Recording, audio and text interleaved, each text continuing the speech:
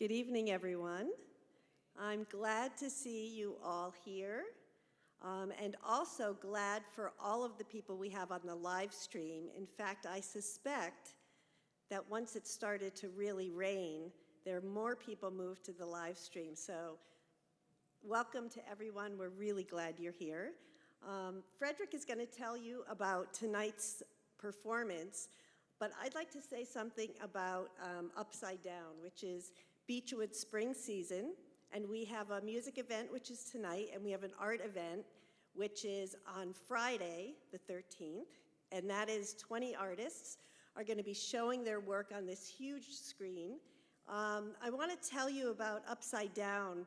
We have a theme of Upside Down because for 2 years, we've all been dealing with the real pain of COVID, right? Being apart.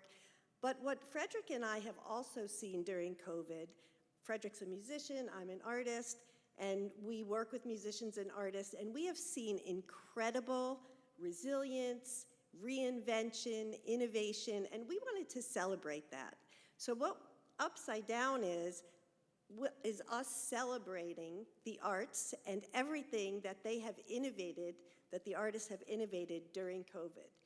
While the world was upside down. So Friday the 13th, we're going to have artists telling their stories of innovation, how they themselves have reflected and transformed, and they're going to be telling the stories, and then we're also going to have a conversation with the audience as well. I'll kind of panel with the audience in a conversation. So hopefully you can make that.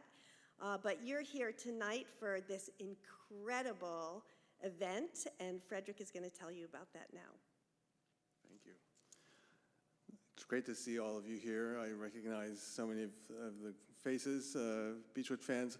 Some of you I don't recognize, so I do want to put into context. This is Janine Esposito, my wife and collaborator running Beechwood Arts and Innovation, which is an arts nonprofit in town. And we're really grateful to the Westport Library for being our partner for this event and for next week's event for hosting this season here at the library. My name's Frederic Chiu. I'm a concert pianist. I've known Dan Tepfer for many, many years. We have in common the American Pianist Association, which is a wonderful organization in Indianapolis, my hometown, coincidentally. The APA supports pianists, both classical and jazz, through annual competitions. I won the competition how many decades ago?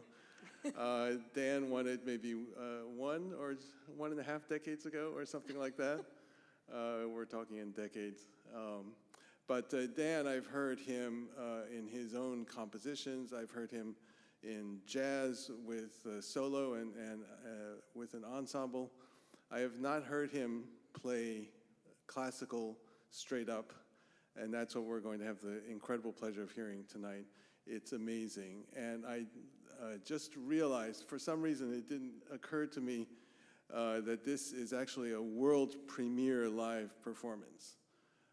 Dan, like all the artists and musicians that we know, has been hard at work during COVID, turning his world upside down. In this particular case, literally turning Bach upside down.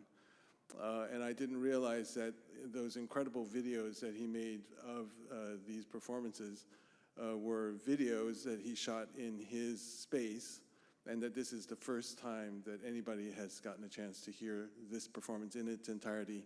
The entire Goldberg Variations performed live in this upside down version. I'm going to let Dan say a few words. We're going to have a little bit of a chat afterwards because there's so much that I think we need to understand about what is going to happen. But I think I'll let Dan set the stage now for the performance. Thank you.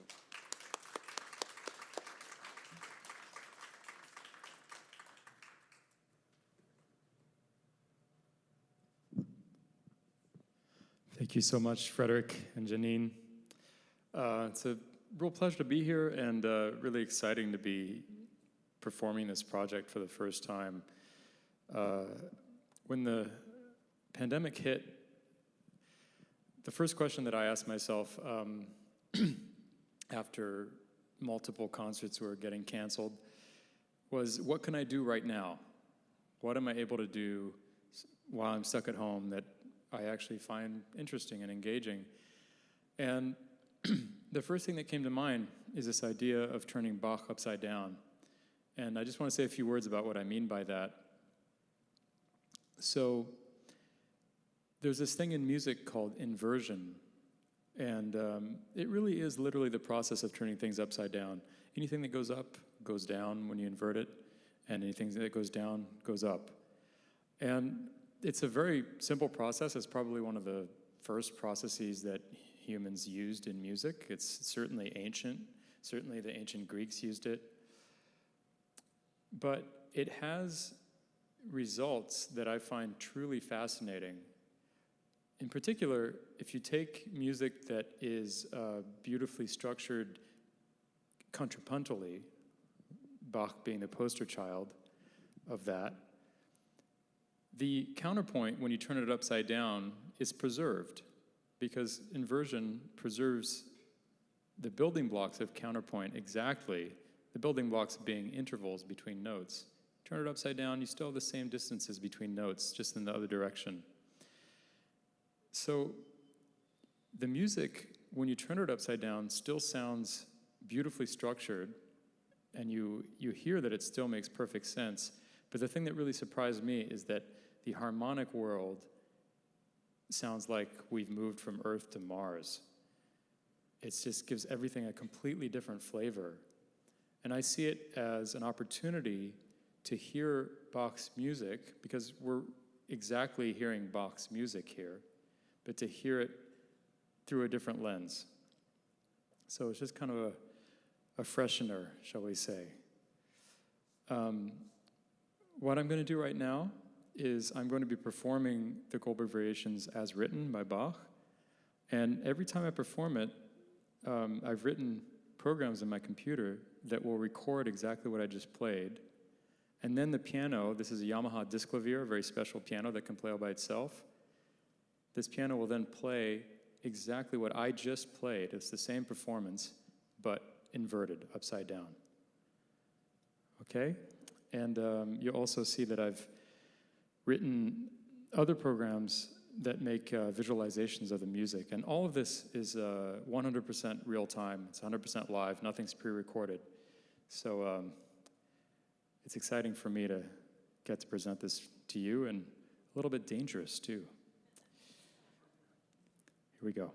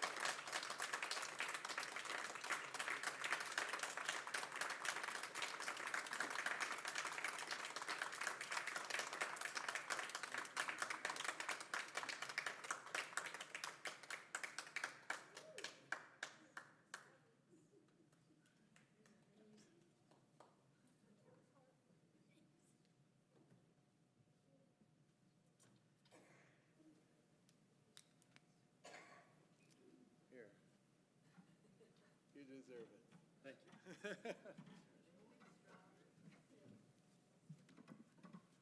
Wow, I don't know what to say, except that it was a privilege to be here for that. Thank you so much. Thank you. Another round of applause. I don't think there has been enough. Really. Let me just talk for a little bit while you catch your breath and your mind. It's really, it was awe-inspiring, first of all, to hear the Goldberg Variations. That's just an awe-inspiring experience, no matter who plays it or how it's presented. Just to be able to hear this incredible work, an aria, 30 variations with their own structure and symmetry and form, and then for us to be taken into another world to reflect on this kind of in a mirror world, really, it was really so profound. So tell me, how does it feel to play the Goldberg Variations, however you play them, in your own jazz variations or in this particular version? So for those of you who don't know me, I put out a record in 2011 called Goldberg Variations, where I play the Goldberg Variations, and after each one I improvise a variation in response to the variation I just played.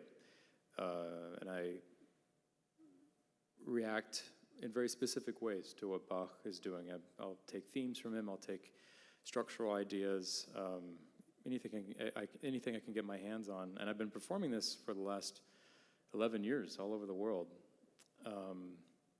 except for that little 2-year blip, pandemic. And this is my first time playing the Goldberg Variations without also expressing myself as an improviser. And I have to say, it's a very, very different experience. Yeah. Yeah, but yeah, it's the first time I've heard you not improvise, and it's awesome. well, thank you.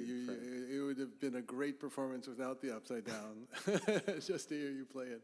Well, one thing that I really felt, even though I did this project during the pandemic where I recorded all 30 of the variations, made videos, and posted them with, doing it this way, where I played the original and then the computer played the upside down version in response. Even though I've heard all this before, and in fact I've published a score of the upside down versions, Which is available in the back. yeah. So I have spent some time with it. What I wasn't expecting was how much I enjoyed listening to it today. I just love how it sounds. Yeah. I just think it's so wonderful. And also, And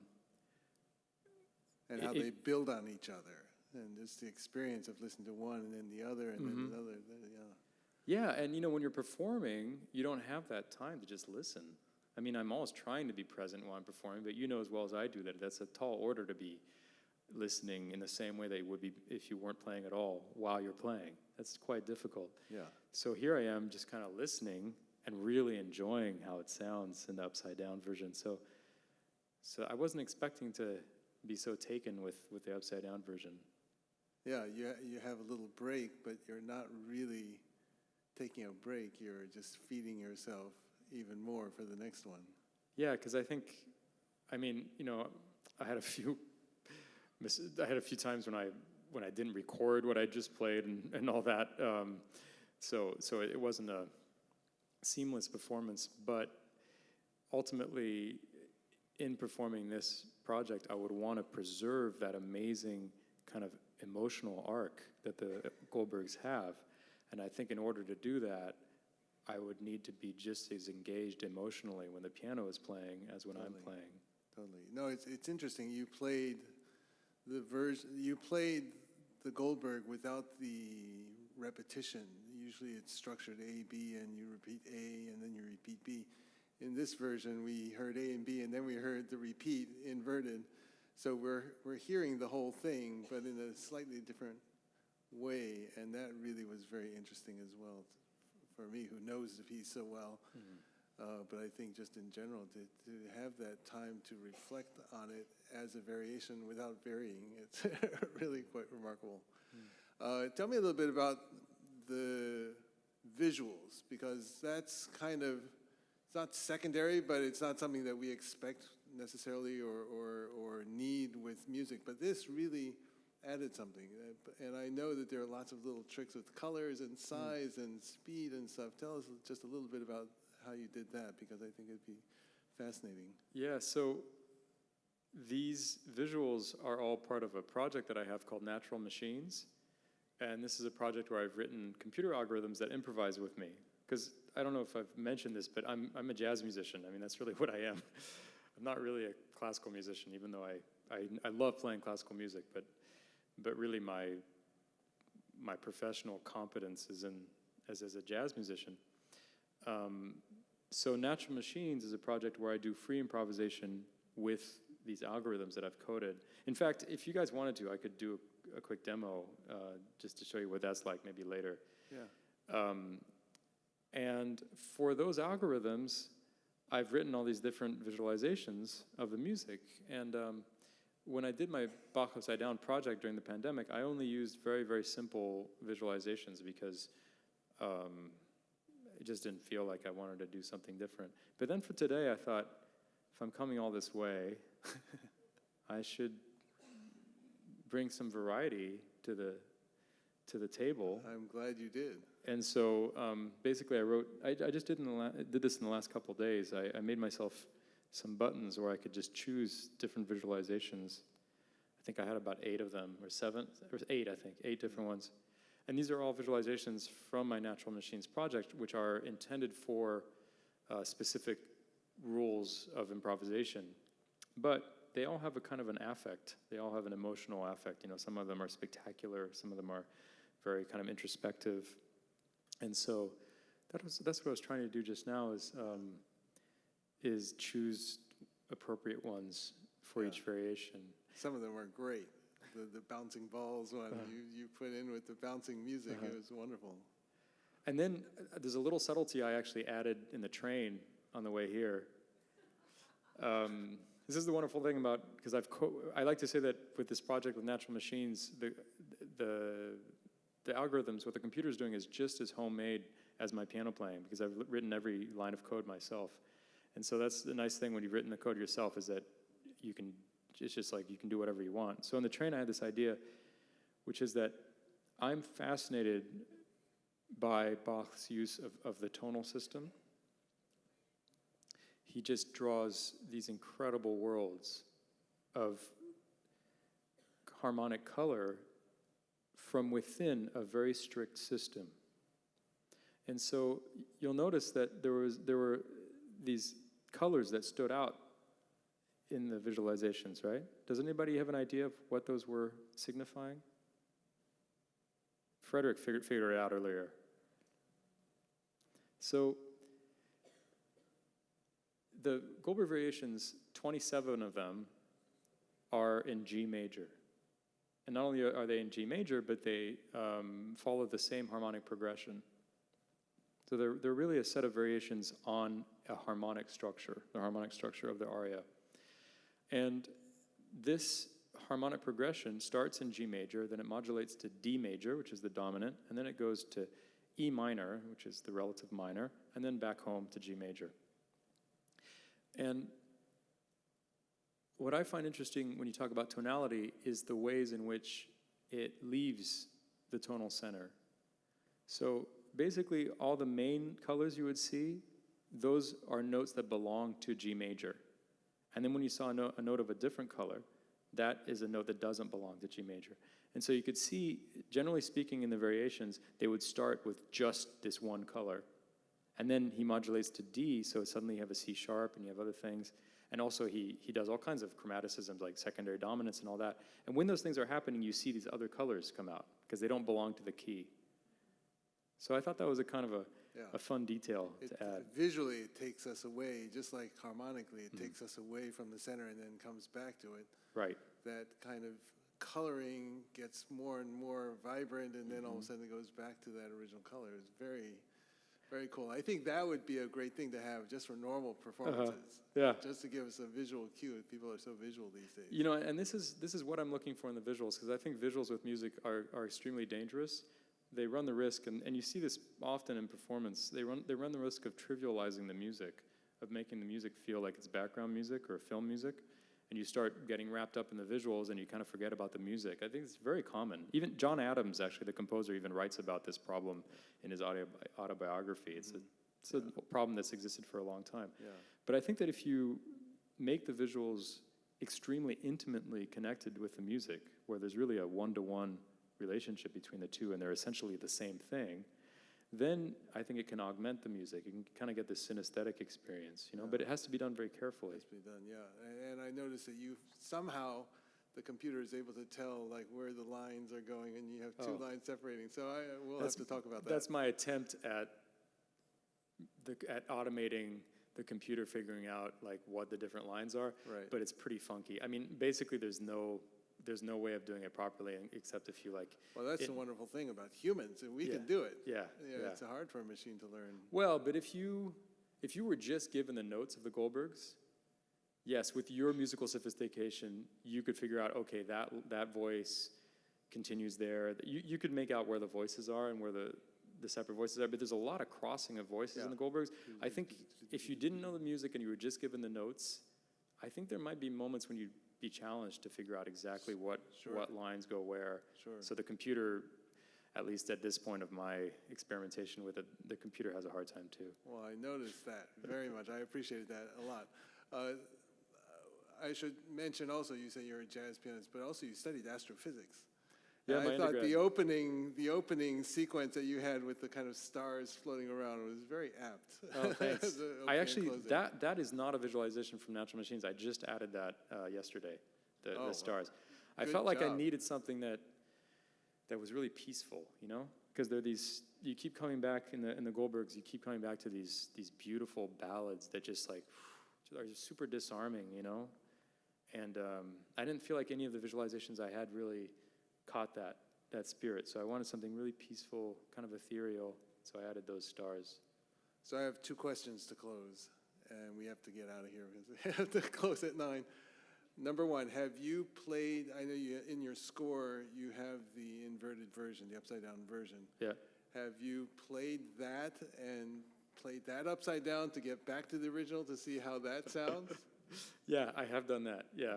So the reason I made the score is that I love the way the upside down version sounds. And my fantasy is that some great classical pianist like Frederic Chiu learns the upside down versions. I personally don't think I'm going to do this in my lifetime because it was hard enough learning the right side up Goldberg Variations. But for people, you know, who professionals who learn new music all the time, I think it might be a cool challenge. And so yes, I have learned a few of them, and then I'll play them in upside down. Yeah. And then the computer will turn them right side up, and then it sounds like the original. I think I noticed like the way that you voice and phrase things and bring out the left hand, right hand, I think was affected by knowing that it was going to be inverted and we were going to hear this thing up here versus down here. So that's a very perceptive comment. Yeah. And that's actually one of the most interesting things I learned doing this process. Because, you know, at some level, it's kind of a dumb thing to do, right? Just turn it upside down.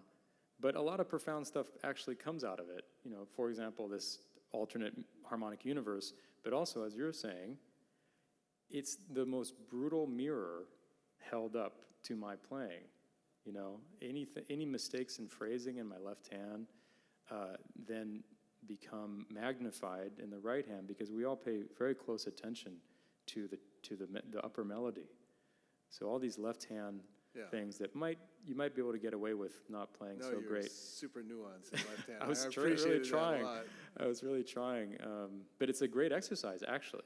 And not only that, but I would say because the harmonic world of the upside down version is foreign to us, I think I need to play with even more clarity in the original, especially rhythmic clarity. Yeah. If you saw me moving a lot when the upside down version was playing, it's because to me, rhythm is really what holds it together. Like if the rhythm is super clear, then the upside down, you can really start to hear how this alternate harmonic universe works.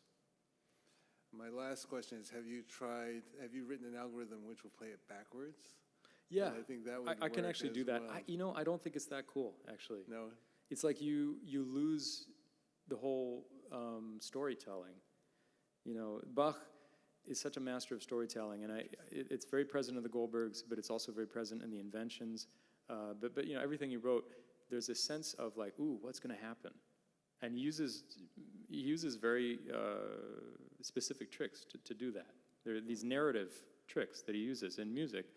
He gets you to think, ooh, what's going to happen? How are we going to get back home? You might not be saying that explicitly. You might not be hearing that question explicitly in your mind, but believe me, you are feeling that. That's what makes it so satisfying when these pieces resolve, is that the whole thing is a build-up to the resolution. And it's basically 3-act structure like the ancient Greeks used to do. You know, we have this character, we start at home, we go on this adventure, which often is a harmonic adventure in the case of Bach, and finally we come back home. If you do that in reverse, it doesn't make any sense. That's true. It's like, you know, if you take a movie and tell the story in reverse, it's just like, Spoiler alert. who cares? Yeah, you know. Right. So no, actually, backwards is not really that cool.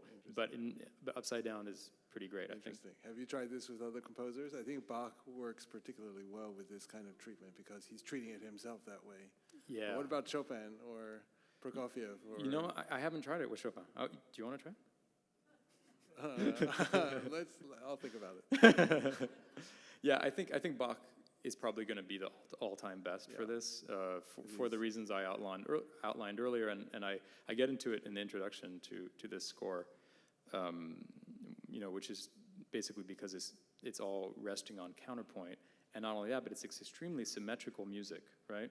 There's just as much for the left hand as there is for the right hand, especially in the Goldberg Variations, but a lot of Bach's music. It's symmetrical, you know, it's a statement about community. Bach is never about like one thing above other things. It's voices coming together for a beautiful whole, and each voice is individual. They all work together, and so you turn that upside down, it's the same. It's still all these voices, you know, coming together. Working together. Whereas Chopin, you might have issues with, you know, you got the chords on top, you got the melody on the bottom. It still might be cool. We should try it. Yeah. You know? Okay. But I think Bach is going to win that race. All right, I think so too. Well, thank you so much. We don't have time, unfortunately, for questions from the audience, but I think everybody has tons of questions and tons of things, new things to think about, thanks to you. Yeah. We're privileged to have presented you in this world premiere live performance. Thank you so much for that Thank privilege. you, Frederic, and thank you, Janine. And thank you for bringing me. thank you everyone for coming. Thank you very much. Thank you. Another round of applause. And if you want one of these, come see me. I also have some CDs. Thank you very much for coming.